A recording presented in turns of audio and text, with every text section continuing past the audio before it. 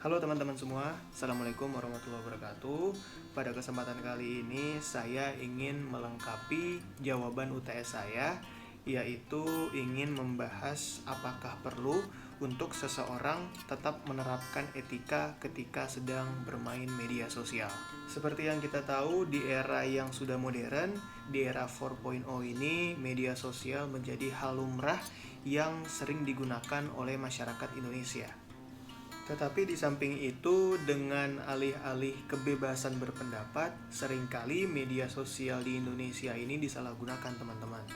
Media sosial yang seharusnya menjadi alat pemersatu dan juga sebagai ajang untuk mengeratkan tali persaudaraan antar sesama anak bangsa, tetapi akhir-akhir ini menjadi salah diartikan. Narasi pemecah belah yang sempat ada sejak Pilkada 2017 dan juga berlanjut di Pilpres 2019 masih bebas berkeliaran, dan ketika hal itu masih terus berlanjut dan dibiarkan, tentu akan menjadi salah satu faktor pemecah bangsa kita. Oleh karena itu, menurut saya pribadi diperlukan kedewasaan dari masyarakat dan juga pemerintah untuk saling menjaga agar sosial media ini bisa digunakan sebagaimana mestinya.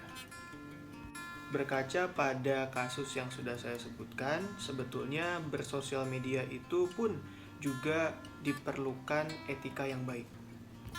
Bahkan banyak dari sebagian masyarakat yang menganggap cuitan itu hanya sebuah cuitan, tapi menurut saya cuitan itu atau tweet yang kita tuliskan dalam sosial media bisa mempengaruhi faktor psikologi seseorang.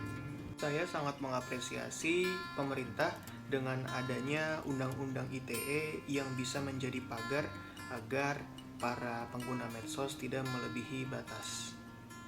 Untuk itu, saya sudah merangkum beberapa poin untuk teman-teman yang bisa dijadikan acuan agar kita bisa bermedia sosial dengan tertib dan penuh etika. Yang pertama adalah menghindari konten SARA. Seperti yang kita tahu, SARA adalah hal sensitif yang ketika kita sudah memasuki ranah tersebut akan menyinggung beberapa pihak. Tentu sebagai warga negara yang hidup di negara yang penuh keberagaman, hal tersebut harus dihindari karena dapat memicu konflik sosial. Poin yang kedua adalah harus cek terlebih dahulu berita yang kita dapat sebelum kita salurkan atau kita bagikan ke teman-teman yang lain. Hal tersebut kita lakukan untuk meminimalisir berita bohong yang tersebar di tengah masyarakat yang akan berpotensi pada konflik di tengah masyarakat. Poin yang ketiga adalah kita harus bisa menghargai hasil karya orang lain sebagai bentuk dari apresiasi kita terhadap karya mereka. Biasakan mencantumkan sumber apabila kita ingin mengambil kutipan dari beberapa sumber. Jangan kita mengambil sumber tanpa menyantumkan sumber tersebut, karena akan menyinggung perasaan si penulis artikel yang kita kutip.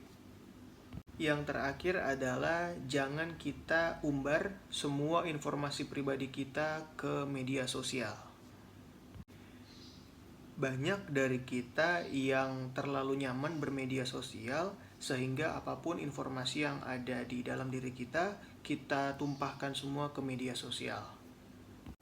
Hal tersebut sangat berbahaya karena secara tidak langsung kita ikut membuka privasi kita sendiri.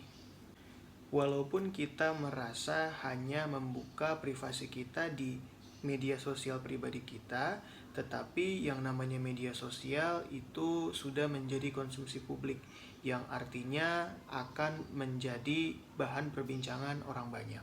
Sebagai generasi muda, saya berkewajiban untuk mengingatkan teman-teman dan juga orang-orang terdekat saya agar kembali menerapkan etika ketika sedang bermain media sosial.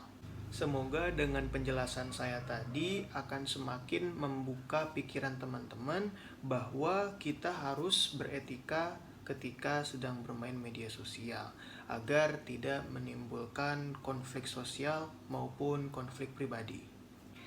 Baik, cukup sekian dulu video kali ini. Semoga video kali ini ada manfaatnya dan teman-teman, khususnya saya, bisa mengaplikasikannya ke dalam kehidupan nyata sehingga terciptanya media sosial yang baik, tertib, dan penuh etika. Kurang lebihnya mohon maaf. Assalamualaikum warahmatullahi wabarakatuh.